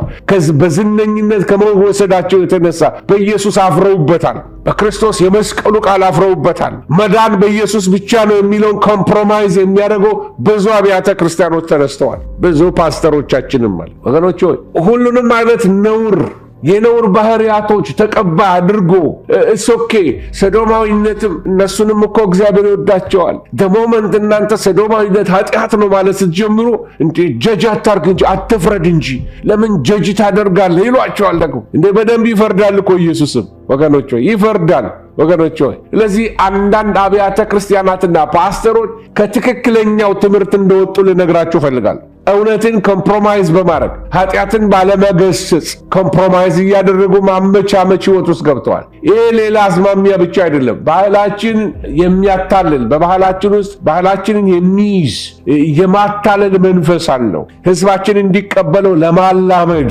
እየተደረገ ያለ ነገሮች አሉ። በጣም በግልጽለት አንዳንድ ነገሮች ነግራቸዋለሁ። ስለዚህ ዲሰፕሽን በቤተ ክርስቲያን ገብቷል እያልኳቸው፣ መናፍስቶች ወጥተዋል። አታላይ መናፍስቶች በምድር ላይ ወጥተዋል። የክርስቶስ ተቃዋሚ መንፈስ በምድር ላይ ወጥተዋል። ዓለምን እያሳተ ነው። የአመፅና የኃጢአት አንዱ ጥጉ ሰዶማዊነት ነው። ሰዶማዊነት አሁን ይህንን ሊያዘጉብኝ ይችላል። በየትም ዘመን ኃጢአት ተሻሽሎ ጽድቅ አይሆንም። ሰዶማዊነት ኢትስ አቦሚኔሽን፣ እርግማን ነው፣ ነውር ነው። እግዚአብሔር ይጠለዋል፣ ፍርድ አለበት። አንድ አገር የአሜሪካን ውድቀት የጀመረው እዛ ጋ ነው። አሜሪካን ሱፐር ፓወር ነበረች፣ እየለቀቀች ነው ሱፐር ፓወርነቷን። የእግዚአብሔር ክብር እየለቀቀባ እና ነቃን ማለት ነው። ሲጀምር ብላክ ላይፍ ማተር ተብሎ ነው የጀመረው። አሁን ግን መልኩን ቀይሯል። አሁን በየትምህርት ቤቱ ዲፍረንት አይዴንቲቲ፣ አንድ ወንድ ውስጤ ሴት አለች ካለ ዘይ ብላችሁ ጥሩኝ፣ ባይነሪ ነኝ፣ ሴክሹዋሊቲ ወንድ አይደለሁም ሴት ብላችሁ ጥሩኝ፣ ትራንስጀንደር ነኝ ወንድ ነኝ ሴት ነኝ። ወንዱ ሴት መሆን ይፈልጋል፣ ሴቷ ወንድ መሆን ትፈልጋለች። አንዳንዶቹ ባይነሪ ነኝ፣ ሁለቱንም። ቀሚስ ለብሰው የሚታዩ አክተሮች በጣም ከቁጥር በላይ በዝተዋል። ዓለምን እያስተማሩ ነው ያሉት። ጤነኛ ናቸው የምትሏቸው ቀሚስ ለብሶ መንገድ ላይ ሴት ታዩታላችሁ። ያኔ በጣም ፌመስና ፖፑላር ይሆናል። ወዲያው ትልቅ እንትኖች ይሰጠዋል፣ አክት ፖዚሽን ይሰጠዋል፣ ቢሊዮነሮች ይሆናል ነው ወገኖች። ዓለም እየሸተተች ነው ያለችው። ሰዶማዊነት አጀንዳው እያፈጠጠ መጥቷል። በከተማችን አስፋልት ላይ ጥቁርና ብላክ ኤንድ ዋይት ኢትዮጵያ ዜብራ የምትሉት እኛ ጋር የሰዶማዊነት ባንዲራ ሆኗል። በሱ ላይ ነው ተረማምደን የምንሄደው። ከተማ ውስጥ አብያተ ክርስቲያናት በሮች ላይ ተለጥፈዋል የሰዶማዊነት ባንዲራ፣ ጌይስ አር ዌልካም የሚል። ይህንን መናገር ካልጀመርን አሁን ትውልዳችንን እየሸረሸረ ያለ ወንዱን ሴት ነው። በትምህርት ቤት ውስጥ ወንዶች 18 ዓመት ያልሞላቸው ተነስተው ጾታዬን መቀየር እፈልጋለሁ እና ሴት መሆን እፈልጋለሁ ካሉ ያለምንም የወላጅ ኮንሰንት ወይም ወላጅን ሳያናግሩ ጾታ መለወጥ እንዲችሉ ወደ ሕግ እየመጣ ነው ያለው። ካናዳ ውስጥ አንዲት ሴት ተነስታ ውሻ አገባለሁ አለች። ሕግ አደረጉላት። ትችያለሽ፣ በቃ ሰው እንስሳን ማግባት ይችላል የሚል አዋጅ አወጡላቸው። ጀርመን ሀገር ወንድም እህቱን ማግባት ይችላል የሚል አዋጅ ወጥቶላቸዋል። ኢንሰስት መጽሐፍ ቅዱስ የሚነግረን ርኩሰት። ስለዚህ ምዕራባውያን የሰለጠኑት እየሰለጠኑ እየመጡበት ያለበት ዘመን ያለ ነው። አዋጅ ሾፋር እየነፋን ነው። ስሙን ዘመኑ ደርሷል። ሮሽ ሐሻና አዋጅን እንደሚያሳይ ያንን ነው እያወጅን ያለ ነው። መታለል ዲሰፕሽን ወደ ቤተ ክርስቲያን እየገባ ነው ያሉት ወገኖች ሆይ። ለዚህ ብዙ አገልጋዮች እየተንሸራተቱ ያሉበት ጊዜ ነው። ስለ ኢትዮጵያ አገልጋዮች እግዚአብሔርን ማለት ስለ ኢትዮጵያውያን አገልጋዮች አብረውኝም ስላሉ ኖርዝ አሜሪካ ስላሉት እግዚአብሔርን አመሰግናለሁ። በዚህ ላይ አቋማችን የኛ በጣም ጽኑ ነው። በኢትዮጵያውያን ዘንድ አልሰማው፣ ግን ኢትዮጵያውያን ሰዶማውያን በኦንላይን ሰርች እያረኩ ነው ያሉት። በዚህ ላይ አንድ ቪዲዮ እየሰራሁ ነው ያለሁት ወገኖች ሆይ። ኢትዮጵያውያን ሰዶማውያን ወንዶች ተጋብተው የሚኖሩ በኢየሱስ እንዴት ነውር ምድሪቱ ውስጥ ለውስጥ እንዴት እንደገማች ወገኖች ሆይ። ስለዚህ ይሄ ባህላችንን ላይ ተጽዕኖ የሚያመጣ ነው እያልኳቸው ነው። ይሄ ብቻ አይደለም። አንዱ አሁን የመጨረሻው ዘመን እንደደረሰ እንድታውቁ ፈልገው ግጭቶች እየበዙ ነው ያሉት። ኢየሱስ ለደቀ መዛሙርቱ በዚህ በደብረ ዘይት ተራራ ላይ የነገራቸው አንዱ ታሪክ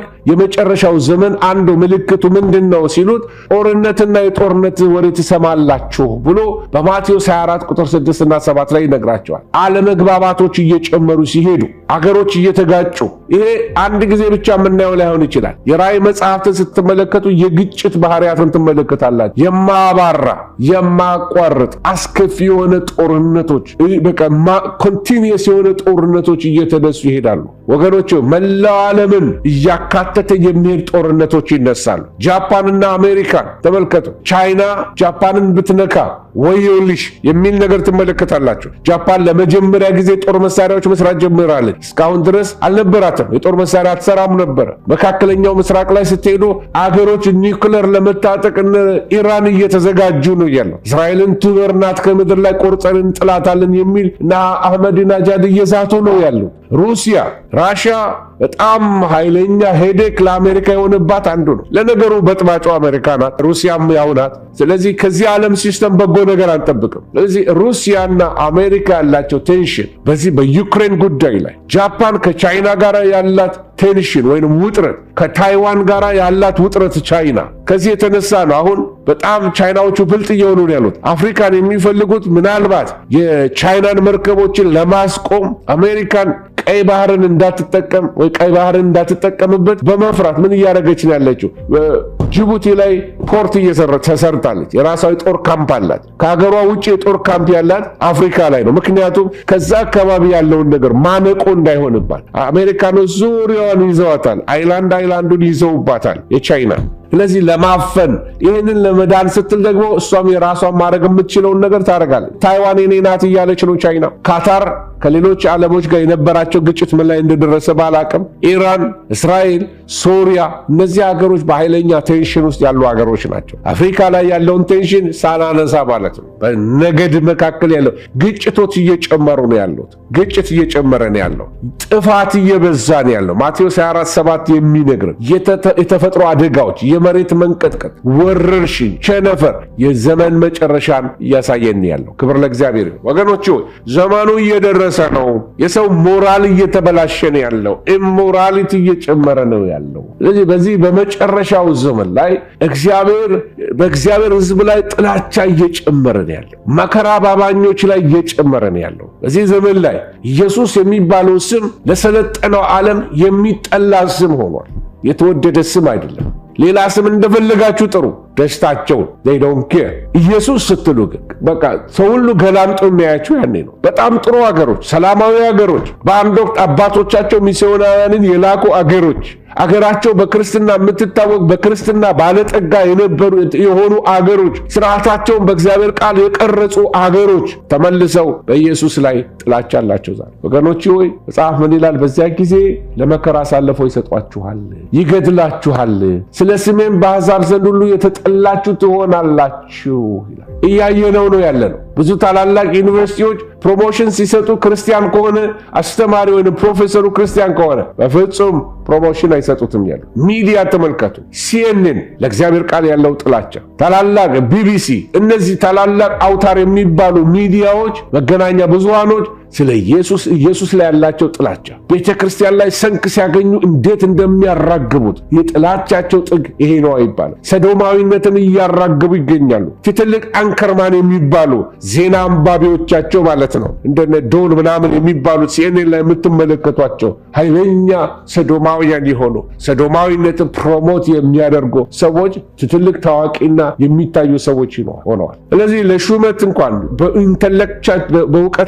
በእውቀታቸው ፕሮሞት እንዳይደረጉ እንኳን ክርስቲያኖች በዩኒቨርሲቲዎች ውስጥ እየተገፉ ይገኛሉ። አሜሪካን ሀገር ነው ብላችሁ በሰለጠነው ዓለም ነው ብላችሁ ወገኖች። ስለዚህ በየቦታው ክርስትና በአሜሪካን ውስጥ በስደት ውስጥ ነው ያለው። በካናዳ ውስጥ አይወራም፣ መኖሩም አይታወቅም። ወገኖች ሆይ ከ340 ሚሊዮን በላይ ክርስቲያኖች በከፍተኛና ኃይለኛ በሆነ ስደት ውስጥ እያለፉ እንደሆነ መጽሐፍት ይናገራሉ። በዚህ በአሜሪካ ብቻ ሳይሆን ፐርሲኪዩሽን እየበዛ ነው ያለው። ወደ 4760 በግምት አብያተ ክርስቲያናት በህንጻቸው ፈርሶባቸዋል፣ ተቃጥሎባቸዋል፣ ጥቃት ደርሶባቸዋል። በዓለም ዙሪያ ላይ ክርስትና ጠባብ እየሆነ መጥቷል። ኃይለኛ ስደት ወደ ቤተ ክርስቲያን እየመጣ ነው። ወገኖች ሆይ ወደ 4300 የሚሆኑ አማኞች ያለ ፍርድ ታስረዋል፣ ያለ ፍርድ ተፈርዶባቸዋል። በጣም የሚገርም ነገር በክርስቲያኖች ላይ በሚዲያ በተለያየ መንገድ በመንግስታት ደረጃ በክርስቶስ ላይ ኃይለኛ ጥላቻ እየተነሳ ነው ያለው። ወገኖች ሆይ መጽሐፍ ቅዱስ ትንቢቶች በመጨረሻው ቀን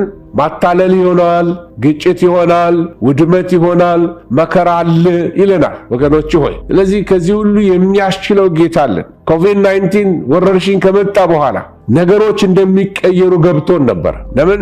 ያ ሲዝን የተጠቀሙበት ነገሮች አሉ፣ የተሰሩ ነገሮች አሉ ወገኖች። ስለዚህ እግዚአብሔር ከፍጻሜው ነገሮችን ስለሚመለከት ገና ሳይጀምር ስለሚመለከት እግዚአብሔር ምን አለ? ምክር ይጸናል አለ። ሮሽ ሐሸናን የምንማረው የፍጻሜው ዘመን ምልክቶችን በአዋጅ እንድንረዳው። አሁን ቀላል የሆነው የጊዜው መከራችን የክብር የዘላለም ብዛትን ከሁሉ የሚበልጥ ያደርግልናል፣ የተሻለ ይሆናል። አሁን መለከት ሊነፋ ያለበት ጊዜ ነው። ቀኖቹ እንደ ኖህ ዘመን እየመሰሉ ነው ያሉት። ትውልዱ የማያምን እየሆነ ነው። መጽሐፍ ቅዱስ እንደሚነግረን ትውልዱ የተዘናጋ ትውልድ ሆኗል። ክርስቲያኑ ትላንትና ማታ አንድ ቪዲዮ ምልክት ነበረ። የሂንዱ ቄስ ነው። ምን ማለት ነው? በኢየሱስ አያምንም። ወደ 350 ሚሊዮን አማልክቶች አሏቸው ሂንዶች። ስለዚህ የሂንዱ ቄስ ነው። ሽባዎችን ለመተርተር በእጁ እየጎተተ ሽባዎችን ብድግ እያደረገ ያራምዳቸዋል። እጆቻቸውን እንደዚህ ጥምምምም ያሉ ሰዎችን እግሮቻቸውን ለመዘርጋት የፈውስ ፕሮግራም ያደርጋል። በእነሱ ቋንቋ ማለት ነው። ኢየሱስ ሳይጠራ ፈውስ፣ ሌላ እንግዳ ፈውስ እየሆነ ነው። ያመኑትን እስኪያስት ድረስ የጸረ ክርስቶስ መንፈስ በዓለም ዙሪያ እየሰራ ነው ያለው። ትውልዱ በአጋንንት የተታለለ ይሆናል ይለናል ጢሞቴዎስ ላይ ጳውሎስ ይነግረን። ወገኖች ትውልዱ የተዘናጋ ይሆናል አለን በተሰሎንቄ መጽሐፍ ላይ። ትውልዱ የማያምን ይሆናል አለ ጌታ ኢየሱስ በሉቃስ 18 ላይ። እንደ ኖህ ቀናት ይመስላሉ። ሲበሉ ሲጠጡ ልክ አገር ሰላም ነው ሲሉ ድንገት ጥፋት ይመጣባቸዋል ይላል። ድንገት ነው እንደ ጎርፍ ይመጣብን፣ ግራ ግብት የሚያረግ። ወገኖች የተዘናጋ ትውልድ ነው። ትውልዱ አፈግፋጊ ትውልድ ነው። እየተንሸራተተ ነው። ማቴሪያል እየወሰደው ነው። ማቴሪያልን እንዲያመልክ መጡና ሐሰተኛ አስተማሪዎች ማቴሪያል ወዳጅ፣ ብልጥግና ወዳጅ፣ አትራፊ እንዲሆን ማይንድ ሴቱን ብሬኖሽ አደረጉት። የከበረውን ነገር ወሰዱበት። አገር በሰማይ ነው የሚለውን ነገር እንዲንቀው አደረጉት። ከዚህ የተነሳ በምድር የሚኖረውን መኖሪያ ለመኖር የሰማዩን እያፈረሰ በኃጢአት እየተመላለሰ አፈግፋጊ ሆነ። ብዙ ሰዎች ባክስላይድ አድርገዋል። ቤተ ክርስቲያን ይመጣሉ፣ ባክስላይድ አድርገዋል። መዝሙር ይዘምራሉ፣ ባክስላይድ አድርገዋል። በዓለም ይኖራሉ፣ በዓለም መርህ ይመላለሳሉ፣ በዓለም ማይንድ ሴት ይመላለሳሉ። አፈግፍገዋል። ባክስላይደሮች ናቸው ወገኖቼ። የአምልኮ መልክ አላቸው፣ ኃይሉን ግን የካደ ትውልድ ተነስቷል። ወገኖች ስታንዳርድ የቤተ ክርስቲያን ስታንዳርድ ወርዷል። አዳራሽ መሙላታችንን የሰው መሰብሰቡን እንጂ የምንፈልገው ጮክ ብሎ የሚዘምር ህዝብ መሰብሰባችንን ነው። መባና አስረቱ አለመጉደሉን ነው እንጂ የምንመለከተው። የህይወት ጥራት ወርዷል። የአገልጋይ ጥራት ወርዷል። የዝማሬ ጥራት ወርዷል። ሌላ መንፈስ ቅዱስ ያለ ይመስል የወረደ ስታንዳርድ እየተመላለስን ያለ ነው ወገኖች። ከወንጌል ጋራ የማይወግን ትውልድ እየተነሳ ነው ያለው። ወንጌል ጋር አይወግንም። እንደውም ከወንጌል ጋር የወገኑትን የሚጸየፍ፣ ጠበቅ አድርገው ወንጌልን የሚይዙትን የሚጸየፍ፣ ከወንጌል ጋር የወገነውን ለኔ ህይወቴ ክርስቶስ ነው ሞት ጥቅም ነው ብሎ በነፍሱ የተወራረደውን ክርስቲያን አጥላልተው የሚመላለሱ ክርስቲያኖች የበዙበት ከወንጌል ጋር የማይወግኑ ትውልዶች፣ እግዚአብሔርን ቤት ገበና በየአደባባዩ የሚያዋርዱ ወገኖች፣ ፌዘኛ ትውልድ፣ ቧልተኛ ትውልድ፣ ቀላጅ ትውልድ፣ የዘላለም ሕይወት የቀለለበት ትውልድ፣ ጽድቅና ቅድስና የቀለለበት ትውልድ፣ ቃል የቀለለበት ትውልድ፣ አምልኮ የቀለለበት ትውልድ እየተነሳ ነው ያለው። ፌዘኛ ትውልድ። ሁለተኛ ጴጥሮስ ምዕራፍ 3 ቁጥር 3 የሚነግረን ይሄንን ነው። ዘመኑ ይህንን ይመስላል ወገኖች ሆይ፣ ዘመኑ ይህንን ይመስላል። መለከት ከመነፋቱ በፊት ያለው ትውልድ ይህንን ይመስላል። እንደ ኖህ ዘመን ነው። በቃ የራሱን ድሎት ነው የሚፈልገው። መብላት መጠጣቱን ነው የሚፈልገው። ቤተ ክርስቲያን መሄድ ከብዶታል። መጸለይ ከብዶታል። ማንበብ ከብዶታል። ቅድስና ከብዶታል። ከቅዱሳን ጋር ህብረት ማድረግ ከብዶታል። ሁሉ ነገር ለኔ ይመቸኝ ብቻ ነው። ይሴ በራሱ ድሪም እየጠፋ ያለ ትውልድ ነው። መለከት ሊነፋ ነው። ቀኑ ደርሷል። መለከት ሊነፋ ነው። ድንገት ይሆናል። ድንገት አሁን የምጣር ውስጥ ገብተናል። ቀስ እያሉ ልጆቻችሁ በቤታችሁ እየመጡ ሰዶማዊነት ምን አለበት ሳይሏችሁ እንድትነቁ ነው ማሳስባችሁ። ቀስ እያሉ የኡጋንዳው ፕሬዚዳንት ሙሴቬኒ ስለ ሰዶማዊነት ሲጠየቁ የሰጡት መልስ አለ። ስለ ሰዶማዊነት ምን ትላለህ ሲሏቸው ኢትስ ዲስገስቲንግ ነው ያሉት። በቃ ሪአክት አድርገው ነው የተናገሩት። አስቀያሚ ነው፣ አስጸያፊ ነው። ውስጣቸው እንዴት እንደጠላው ዋው! ክርስቲያን እንዴት ነው ሪአክት ማድረግ ያለበት? እኚህ ሰው ማምኑ ሰው እንዲህ ከተናገሩ የሀገር መሪ ናቸው፣ ፖለቲከኛ ናቸው እሳቸው። ነገር ግን ክርስቲያን ፓስተሮች የሳቱበት ዘመን፣ ቀሳውስት የሳቱበት ዘመን፣ የአንግሊካን ቤተ ክርስቲያን ኦፊሻሊ ፐብሊክሊ ዋናው ቢሾፕ ኦፍ ካተንበሪ የሚባሉ ሰው ተነስተው በቃ ኦፊሻሊ ጌይ እና ማጋባት ተፈቅዶላቸዋል። አንዳንድ የአሜሪካ አሉ የሚባሉ እነ ኬ አርተር የሚባሉ አስተማሪዎች፣ መጽሐፍ ጸሐፊዎች አሉ የሚባሉት ሴት ሰባኪዎቻችን ወደ አንግሊካን ቤተክርስቲያን ይህን ደግፈው እየሄዱብን ያሉ፣ ተንሸራታት እየበዛን ያሉ። ቀኑ ደርሷል ወገኖች፣ ቀኑ ደርሷል። ኢትዮጵያ ያለ አንድ ፓስተር ተንሸራተተ ቢባል ብዙዎቻችሁ ወይኔ ጌታ ሊመጣ ነው ትላላችሁ። ዙሪያውን ዓለም እየሆነ ያለውን ነው እየነገርኳችሁ ያለሁት። ብዙ አብያተ ክርስቲያናት እየተንሸራተቱ ነው ያሉት። ቀሳውስት እየተንሸራተቱ ነው ያሉት። ሰዶማዊነት እንደ ላይፍ ስታይል እንድንቀበለው ፑሽ እየተደረገ ነው ያለው። ወገኖች ጾታ መቀየር፣ ሂ አትበሉኝ ዘይ በሉኝ፣ በብዙ ቁጥር ፕሮናውንን ቀይርልኝ ህገ ወጥ ነው። ለምሳሌ አንድ ሰው ሺ በሚል ነገር የሚጠራውን እኛ ሂ በሚል እሱ ብንጠራው ሊያስከስሰን ይችላል። አደገኛ ዘመን ውስጥ እየመጣን ያለን ወገኖች ሆይ ልንነቃ ይገባናል። መለከት ሊነፋ ደርሷል። ሮሽ ሐሻና የሚያሳየን የመለከት መነፋትን ነው። መለከቱ ሲነፋ ጆም ኪፑር እየደረሰ ነው። ለኛ የንስሐ ጊዜ፣ የመጠባበቅ ጊዜ፣ የመንጻት ጊዜ ነው። በሕይወት መዝገብ ላይ የመጻፍ ጊዜ፣ የመስተካከል ጊዜ፣ መንገድን የማቅናት ጊዜ ነው ሊሆንልን የሚገባው። ከእግዚአብሔር ቤት የሸሻችሁ ወደ እግዚአብሔር ቤት ተመለሱ። በየከተማው ያላችሁ ቅዱሳን ስሙኝ። ከቸርች የራቃችሁ ወደ ቸርች ተመለሱ። በከሌ አስከፍታኛለች፣ ፓስተሩ አስከፍቶኛል፣ እንደዚህ በየከተማው ይሄዳል። በየከተማው የምሰማው ብዙ ተመሳሳይ ነገር አለ። ጉዳያችን እኛ ከጌታ ጋር ነው። ወንድሞች በህብረት ቢቀመጡ መልካም ነው። በአንዳንድ ዘንድ ልማድ እንደሆነው መሰብሰባችንን አንተው። የመለከት ድምፅ ስሙ። ጌታ ሊመጣ ነው። መሲሁ ሊመጣ ነው። ንጥቀት እየደረሰ ነው። ወደ ጌታ የምንሰበሰብበት የመጨረሻው ትልቅ መለከት ይነፋል። ትልቁ መለከት ሲነፋ ሁላችንም በመለኮታዊ ተአምር ውስጥ እንገባለን። ይሄ የሚበሰብስ ልብሳችን፣ የሚበሰብስ ሕይወታችን፣ ይሄ ስጋችን የማይበሰብስ ሆኖ ይለወጣል። ሮሽ ሐሻና ምልክትነቱ ይሄ ንጥቀት መምጣትን፣ አዲስ ዘመን የመጀመርን ሃሌሉያ ጉዞ በቀጠልን ከደመናው ጋር የሚሄድን የቅባት ጊዜ እንደመጣ ስሙኝ። በትክክል አሁን እየጨረስኩኝ ነው ያለው።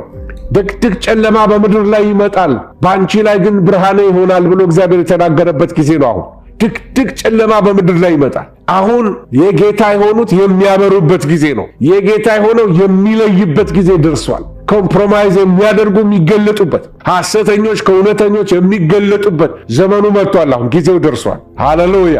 ልዩ ስብሰባ ሊጠራ ነው ከሰማይ። ከሚመጣበት ነገር ሰው ክፉ ነገር ሊመጣ ነው እያስጠነቀቅን ነው። መስዋዕትና መባን ማቅረቢያ ጊዜ ነው። የእግዚአብሔር ወራት ደርሰዋል። ነገሥታት ሊቀቡ ነው። ይሄ ሊመረቅ ነው። የጌታ ዳግም ምጽአት ደርሷል። መለከት እየተነፋ ነው ያለው። ሕይወትን አስተካክል። ሮሽ ሐሻና እየሆነ ነው። ሮሽ ሐሻና ክብር ለእግዚአብሔር ይሁን። ስለዚህ እነዚህ መለከቶች ሲጮሁ ስማ። ተኪያ በረጅም ድንፋሽ ይጮዋል። ንጉሥ ሊቀባ ነው። ንጉሥ በክብር ሊገለጥ ነው። ንጉሥ ሊመጣ ነው። ንጉሥ መንግሥትን ይዞ ሊገለጥ ነው። መለከት እየጮኸ ነው። ተኪያ የሚለው መለከት እየጮኸ ነው። ሼቫሪም የኡኡታ ድምፅ፣ ሶስት አጫጭር ድምፆች እየወጡ ነው። የንስሐ ድምፆች ናቸው። ንስሐ ግቡና በሕይወት ኑሩ። ከአምላካችሁ ጋር ታረቁ። ንስሐ ግቡ። ኢየሱስ ሊመጣ ነው። ሼቫሪም ቴሩሃ 9 ቁርጥራጭ የሆኑ ድምፆች ናቸው። የማስጠንቀቂያ ድምፆች ናቸው። ነፍስን ከድንዛዜ አውጣ፣ ከስጋዊነት ውጣ፣ ከዓለማዊነት ውጣ፣ ከተታለለ ሕይወት ውጣ፣ ከዲያብሎስ ሽንገላ ውጣ፣ ከዲሰፕሽን ውጣ። መለከት እየተደፋ ነው ያለው ወገኖቼ ሆይ። ቴሩሃ ቁርጥራጮቹን ድምፆች ስትሰማ እዛ ጋ አንድ ሰባኪ፣ እዛ ጋ አንድ ሰባኪ፣ እዛ ጋ አንድ ሰባኪ፣ እዛ ጋ በጽሑፍ፣ እዛ ጋ በሚዲያ ይነገራል። መሲሁ ሊመጣ ነው። የሹዋ ሊመጣ ነው። ተዘጋጅ። ሌላው የመጨረሻው መለከት ይጮሃል። ተኪያ ሃጋዶል አንድ ትልቅ የመለከት ድምፅ፣ የእግዚአብሔር መለከት ይጮሃል። ይህ ከሰማይ የሚጮህ ድምፅ ነው። ያ ድምፅ ሲሰማ ሃሌሉያ ሙታን የማይበሰብሱ ሆነው ይነሳሉ። እኛ ደግሞ ይህ የሚበሰብሰው ድንገት በቅጽበት ዓይን ይለወጣል። ጌታን በአየር ልንቀበል ከእሱ ጋር እንነጠቃል። ወገኖቼ ሆይ መለከት እየጮኸ ነው። የመለከቱን ድምፅ አትልመደው። ንቃ። ዘመኑ ደርሷል። የዕዳ ምሕረት ዓመት እየደረሰ ነው። የጌታ ዳግም ምጽአት እየደረሰ ነው። እኛም እንላለን ባሩክ አባ በሽም አዶናይ፣ በጌታ ስም የሚመጣ የተባረከ ነው። አሜን። ጌታ ኢየሱስ ሆይ ቶሎና እንላለን። ወገኖቼ ሆይ ሾፋር ድምፁን እንድንሰማ ዛሬ ድምፁን ብትሰሙ ልባችሁን እልህኛ አታድርጉ። ሾፋር እየጮኸ ነው ያለው። ድምፁ እየተሰማ ነው። ሮሽ ሐሻና ነው። ዮም ኪፑር ሊመጣ ነው። ታጠቡ፣ ተዘጋጁ፣ መሲሁ ሊመጣ ነው። መንገዳችሁን አስተካክሉ። ውሸትን ተው፣ ማጭበርበርን ተው፣ ግብዝነትን ተው፣ ስንፍናን ተው፣ መታከትን ተው። ሰው አትጉዳ፣ ሚስትን አትጉዳ። ጌታ በብዙ መንገድ ያስጠነቅቃል። ሾፋር እየጮኸ ነው። አንድ ቀን በጌታ ፊት ትገለጣለህ። አንዳንድ ሸንጋይ ሰባኪዎች አሉ። የፈለግከውን ኃጢአት ሥራ እስካመንክ ድረስ ትነጠቃለህ የሚሏቸው ነው። አትጫወት፣ ንስሐ ግባ፣ መንገድን አስተካከል። በደህንነት ላይ የሚጫወቱ ሰባኪዎችን አትፍቀድላቸው፣ ሊያጠፉ ነው። አንዴ ከተሻገርክ በኋላ ወዮ ብትል ለመውቀስ እንኳን ጊዜ የለህም። ስለዚህ ንስሐ ግባ፣ መንገድን አስተካከል፣ ሕይወትን አስተካከል። የአመፅ ገንዘብ ይቅርብህ፣ የውሸት ብር ይቅርብህ፣ የመተት ብር ይቅርብህ፣ የድግምት መንገድ ይቅርብህ፣ የደብተራ መንገድ ይቅርብህ። የውሸት የሽንገላ አስተማሪዎች የሚሉን አትስማ። መዳን በሌላ በማንም የለም። መዳን ያለው በኢየሱስ ብቻ።